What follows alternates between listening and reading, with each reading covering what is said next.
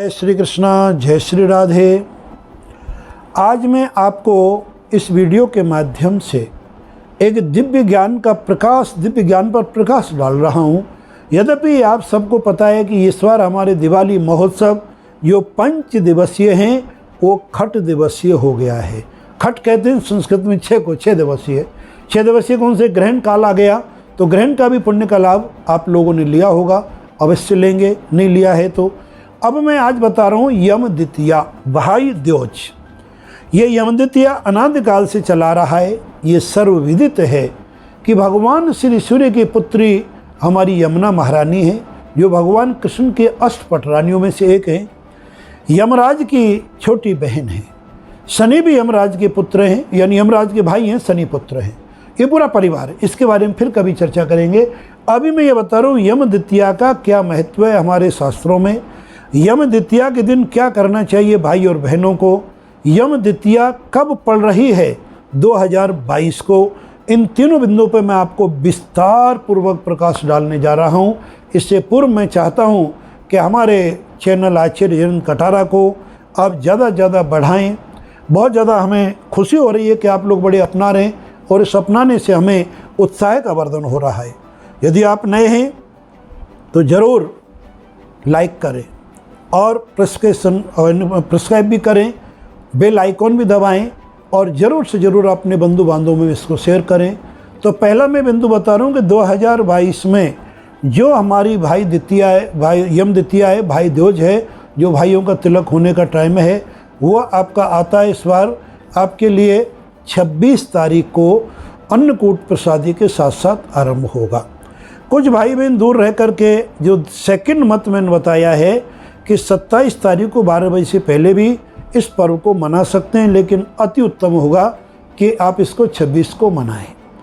और क्यों मनाते हैं इस पर्व को, क्योंकि एक समय की वार्ता है, यमुना माँ अपने बड़े भाई के यहाँ तिलक किया, राखी बांधी, मिठाई खिलाई, और जब ये प्रसन्न हो गए, भाई ने कहा कि बहन क्या चाहती हो, कि भैया तुम्हारा साम्राज्य बना रहे, लंबी उम्र तुम्हारी बनी रहे, पूरे विश्व में तुम्हारा डंका बजता रहे, आप अपने कर्म पर आरूढ़ रहें, मेरा ऐसा आपके लिए शुभ आशीर्वाद है, इसलिए मैंने आपको ये और तिलक किया है।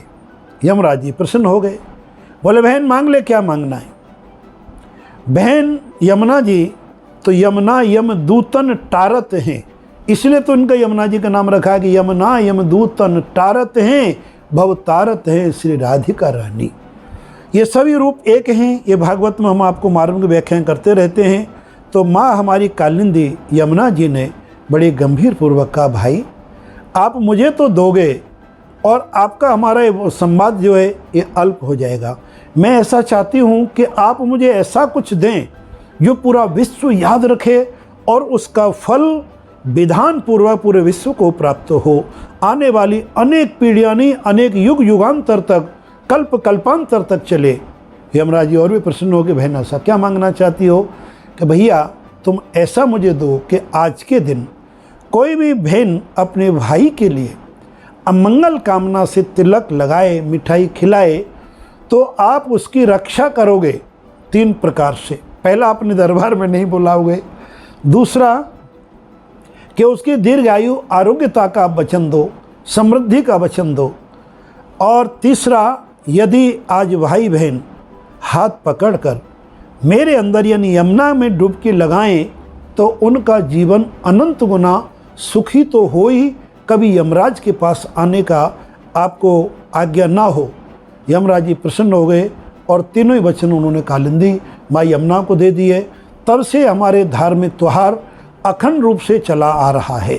तो मैं उन सभी बहनों को ये साधुवाद देता हूँ जो अपने भाइयों के लिए तिलक लगाती हैं, और तिलक लगा के अपने भाई की मंगल कामना के लिए, दीर्घ आयु के लिए, सफलता के लिए बड़ी बड़ी भगवान से दुआ मांगें।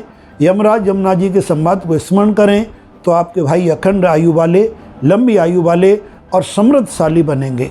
अब भाइयों का कर्तव्य क्या बनता है, बहनों तो कर दी, भाइयों का कर्तव्य है कि जिस प्रकार से यमराज जी ने अपनी बहन कालिंदी को प्रसन्न किया, उसी प्रकार से भाई भी अपनी बहनों को यथोचित सम्मान करें, सम्मान का अर्थ केवल दक्षिणा से ही नहीं होता है।